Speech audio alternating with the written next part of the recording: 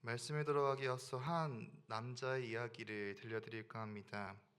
어느 날 한 남자가 깊은 산속을 운전하다가 갑자기 어두운 터널 안에서 차가 멈춰버린 그런 상황이었습니다. 핸드폰도 터지지 않고요. 아무 불빛도 없는 캄캄한 공간, 그 공간 안에서 그는 당황하였습니다. 그래서 차문을 열고 터널 안을 헤매기 시작하였습니다. 앞도 보이지 않고 뒤도 보이지 않는 그 어두운 가운데 그는 딱 드는 생각이 하나가 있었습니다. 그것은 바로 기도해야 되겠다라는 마음이었습니다. 그래서 그는 순간 무릎을 꿇고 기도합니다. 하나님, 제발 도와주십시오. 제가 어디로 가야 할지 갈 바를 모르겠습니다. 그의 기도가 어둠을 걷어내는 것은 아니었지만 그의 마음에 문득 이런 마음이 들었다고 해요. 한번 조금 기다려보자. 이 기다려보자라는 마음이 조금씩 올라옴을 통해서 그는 30분 정도 그 어두운 터널 안에서 기다렸다라고 합니다. 이 30분이 지날 즈음 멀리서 불빛 하나가 다가오는 거예요. 산을 순찰하던 관리 차량이 그를 발견해 밖으로 데려다 주었다라고 합니다. 여러분, 이 이야기에서 중요한 것은 무엇일까요? 불빛입니까? 불빛도 중요합니다. 그러나 불빛이 아니에요. 진짜 중요한 것은 기도가 방향을 바뀌고 기도가 하나님의 일하심의 순간이 되었다라는 것입니다. 여러분, 살다 보면 우리 인생에도 예상치 못한 이런 터널이 한순간에 딱 나타날 때가 있어요. 찾아오기도 합니다. 갑자기 닥칠 질병, 말로 표현할 수 없는 감정의 그 무너짐, 생각지 못할 갈등과 손해, 그리고 길이 보이지 않은 그런 순간들이 우리는 원하지 않지만 찾아오기도 합니다. 이런 시간은 우리를 멈추게 하고 당황하게 만들며 때로는 하나님을 향해 이렇게 질문합니다. 왜 그렇습니까, 주님? Why? 왜? 이렇게 고백을 해요. 하나님, 왜 저에게 이런 일이 일어나는 겁니까? 어디로 가야 할지 모르겠어요. 그 갈 바를 모르겠습니다. 어떻게 해야 합니까? 이런 질문을 저희는 던지지 않습니까? 오늘 본문은 그런 터널 속 같은 시간에 놓인 한 사람, 바로 요나의 기도를 우리에게 보여주고 있습니다. 여러분, 요나도 그와 같은 어두운 터널 속에 혼자 있는 것처럼 너무나도 외로운 상황에 있습니다. 어쩌면 더 깊고 더 절망적인 곳이었을지도 모르죠. 그러나 그는 그 자리에서 무릎을 꿇고 무엇을 하기 시작합니까? 네, 기도를 합니다. 그 기도는 단순한 말이 아니라 절망 속에서 하나님께로 향한 그의 첫 걸음이었습니다. 모든 문제가 해결된 후에 그 상황이 바뀌었을 때 그가 기도한 게 아니에요. 그가 감사한 것이 아닙니다. 그는 문제 한가운데서 드리는 부르짖음이었습니다. 바로 그 자리에서 시작된 기도는 요나의 상황을 바꾸었습니다. 어떤 시작이 시작되었는지 우리 세 가지 주제를 가지고 함께 나아가셨으면 좋겠습니다. 첫 번째는 기도는 문제 해결의 시작이 되었습니다. 네, 문제 해결의 시작이 되었다라고 얘기합니다. 오늘 본문 말씀 요나서 2장 1절에서 4절 말씀을 함께 읽겠습니다. 요나가 물고기 뱃속에서 그의 하나님 여호와께 기도하여 이르되 내가 받는 고난으로 말미암아 여호와께 불러 아뢰었더니 주께서 내게 대답하셨고 내가 소울의 뱃속에서 부르짖었더니 주께서 내 음성을 들으셨나이다. 주께서 나를 깊은 속 바다 가운데 던지셨으므로 큰 물이 나를 둘렀고 주의 파도와 큰 물결이 다 내 위에 넘쳤나이다. 내가 말하기를 내가 주의 목전에서 쫓겨났을지라도 다시 주의 성전을 바라보겠도다 하였나이다. 아멘. 여러분, 요나는 지금 어디에 서 있습니까? 밝은 곳에 있습니까? 네, 저희가 잘 알고 있는 큰 물고기 뱃속 안에 그는 서 있습니다. 깊은 바닷속 캄캄한 곳, 숨조차 쉬기 힘든, 아무리 둘러봐도 희망이 보이지 않는 그 자리에 서 있습니다. 그런데 성경은 그곳에서 요나가 무엇을 했다라고 말합니까? 그의 하나님 여호와께 기도했다라고 전하고 있습니다. 여러분, 요나의 현재 상황은 기도할 상황인가요? 원망하기도 부족한 상황 아닙니까? 어떻게든 살려고 발버둥 쳐고 싶지만 인간의 힘으로 도저히 이 상황을 타파할 수 없는 그런 현장에 그는 있습니다. 그곳에서 그는 절망하기보다 하나님을 바라보며 자신의 신앙을 기도로 현재 드러내고 있는 것입니다. 그는 절망적인 상황에 드러누워 다 끝이라고 포기하고 있는 그런 것이 아닙니다. 그는 마지막일 수 있는 상황 속에 하나님의 은혜로 기도의 자리에 나온 것입니다. 여러분, 이 요나의 상황을 보면 저희는 느끼는 것은 무엇이 있을까요? 요나의 말씀을 통해서 우리에게 말하고 싶은 이 성경의 말씀의 메시지는 무엇입니까?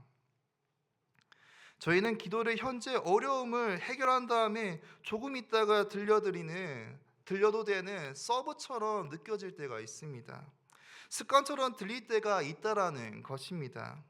우리의 모든 방법을 다 해보고 하나님을 바라볼 때가 있다라는 것이죠. 우리는 종종 이렇게 말합니다. 조금 정리되면 주님 기도하겠습니다. 시간이 나면 주님 기도할게요. 마음이 좀 괜찮아지고 저의 상황이 조금 괜찮아지면 그때 하나님께 나아가겠습니다. 이 말들은 저의 고백이에요. 여러분들의 고백이 아니라 저의 고백입니다. 그런데 여러분, 요나는 어려움의 시간이 정리되는 상황에서 기도하지 않아요. 그는 가장 혼란스럽고 가장 절망적일 때 그때 기도했습니다. 요나가 처한 상황을 상상해 주시길 바랍니다. 세상과 단절된 공간, 빛이 하나도 없는 이 어둠, 냄새나는 그 물고기 뱃속, 그 뱃속 안에 있는 그 상황 가운데 있습니다. 살 수 있을지조차 모르는 불확실함 가운데 바로 그 절망의 자리에서 요나는 기도를 선택하였습니다.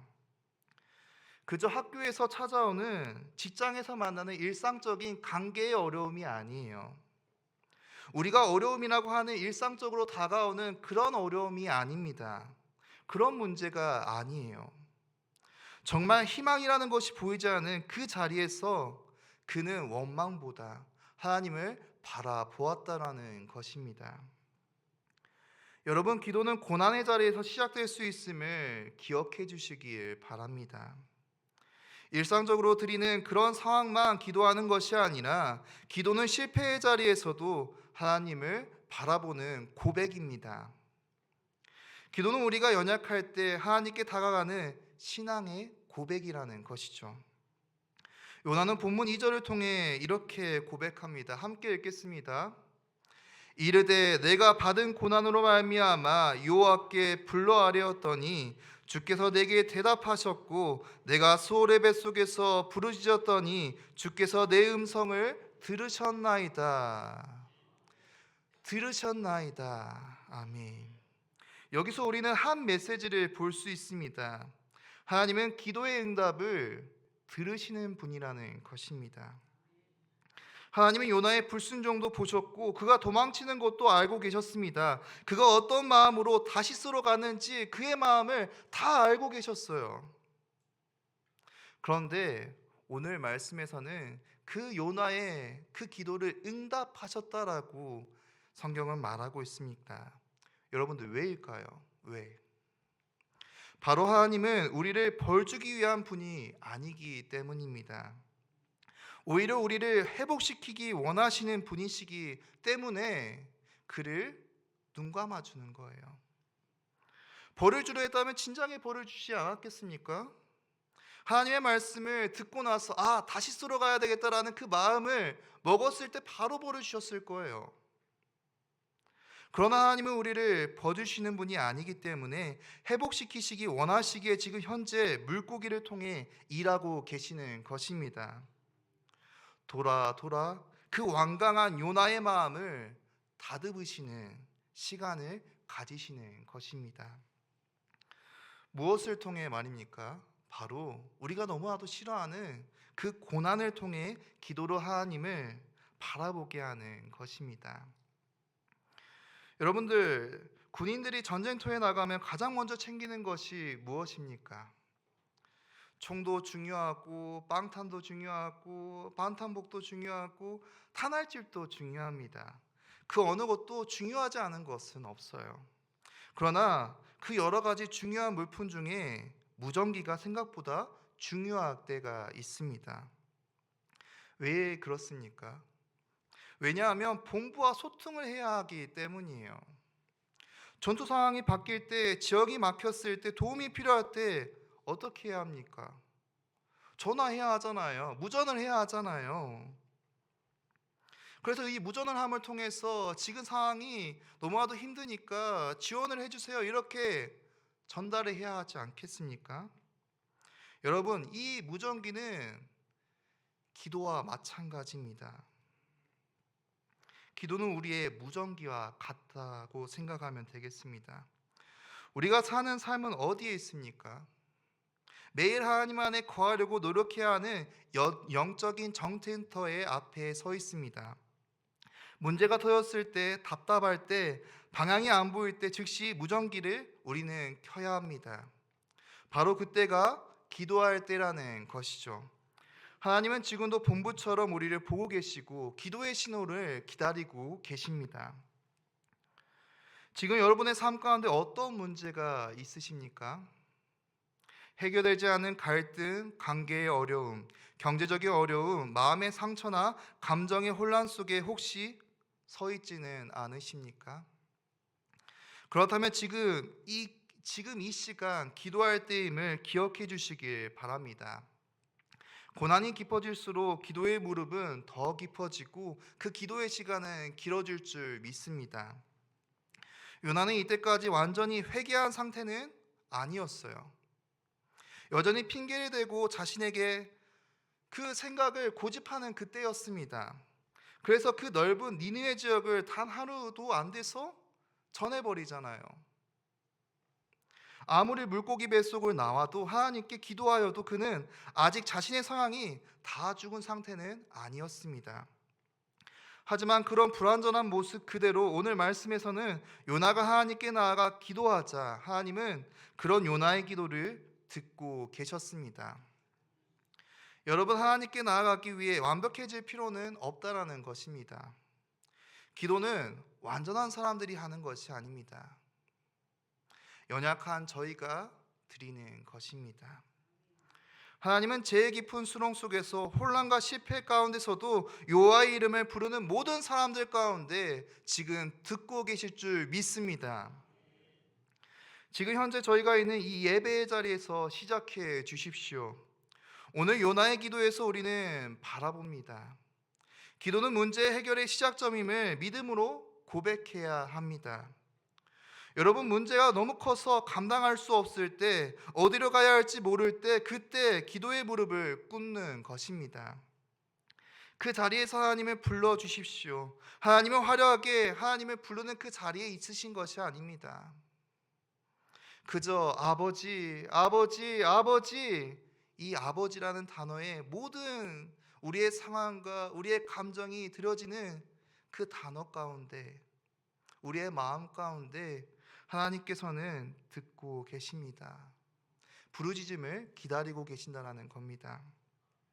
예레미야 33장 3절을 우리 함께 읽겠습니다. 너는 내게 부르짖으라. 내가 내게 응답하겠고 내가 알지 못하는 크고 은밀한 일을 내게 보이리라. 아멘. 하나님은 지금도 기도하는, 또한 끝까지 포기하지 않는 그런 분들에게 역사하시는 하나님이십니다. 기도가 있는 곳에 하나님의 해결이 시작되는 것입니다.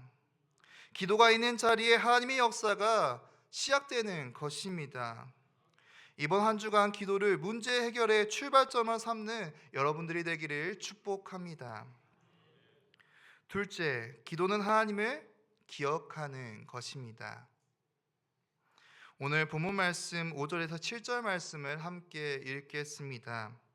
물이 나를 영혼까지 둘러싸우며 기품이 나를 에워싸고 바다풀이 내 머리를 감쌌나이다.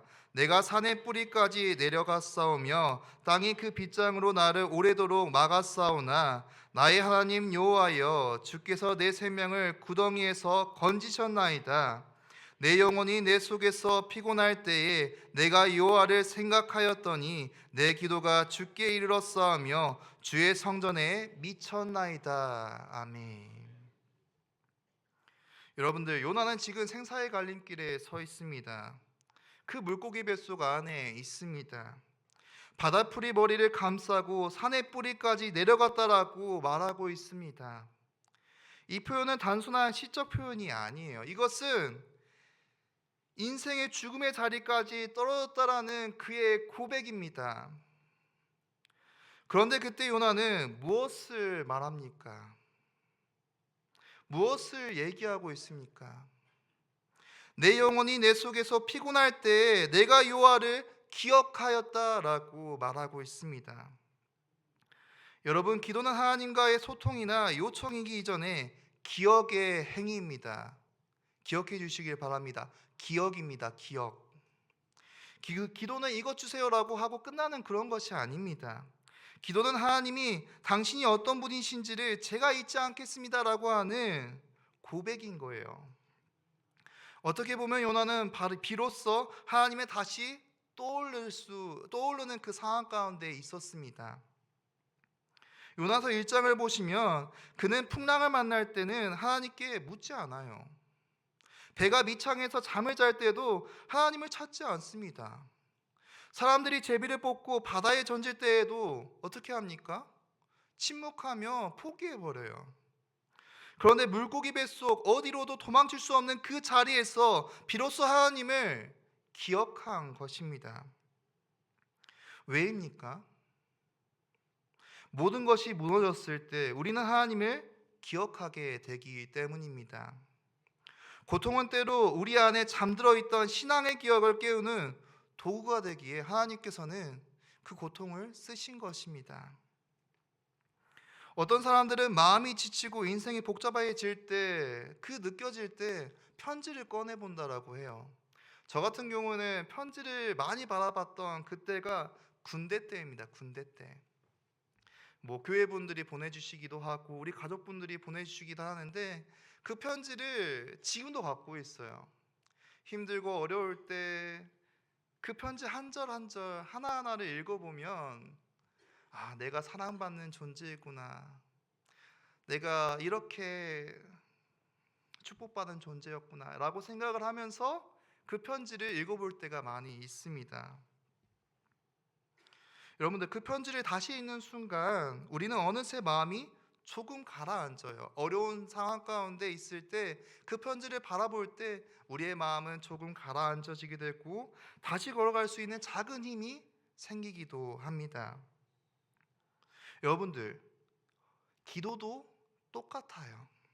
하나님 앞에 우리가 드리는 이 기도가 하나님이 과거에 우리에게 써주셨던 신실하심의 편지를 꺼내 있는 것과 같습니다. 하나님이 어떻게 우리 인도하셨는지, 어떤 상황 속에서 포기하지 않으셨는지, 눈물로 기도했을 때 어떻게 응답하셨는지 떠오르는 것이 기도 중에 다시 소망을 붙잡는 이유가 되는 것입니다.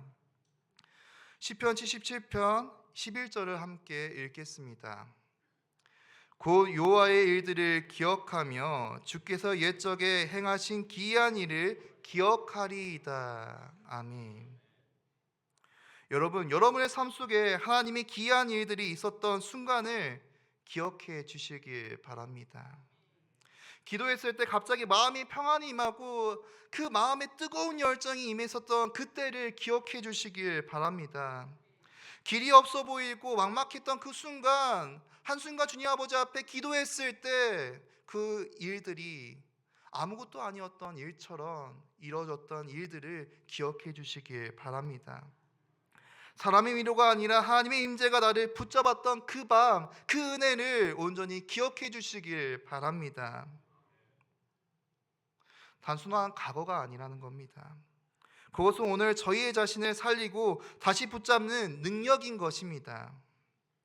요나는 물고기 뱃속에서 이렇게 고백합니다. 주의 성전에 미쳤나이다. 그는 절망 속에서도 성전을 바라보며 소망을 회복해요. 하나님을 기억하니 기도의 방향이 온전히 바뀌어진 것입니다. 여러분, 우리는 누구를 의지하고 있으십니까? 사람인가요? 아니면 우리의 경험입니까? 아니면 우리가 너무나도 사랑하는 하나님이신가요? 시편 146편 3절을 제가 읽겠습니다. 기인들을 의지하지 말며 도울 힘이 없는 인생도 의지하지 말지니. 아멘. 이 말씀은 사람은 언제든 실망시킬 수 있다라는 거예요. 부족한 존재라는 겁니다. 신실하신 하나님 한 분만을 바라보라는 것입니다. 여러분, 기도는 방향을 바꾸는 통로입니다.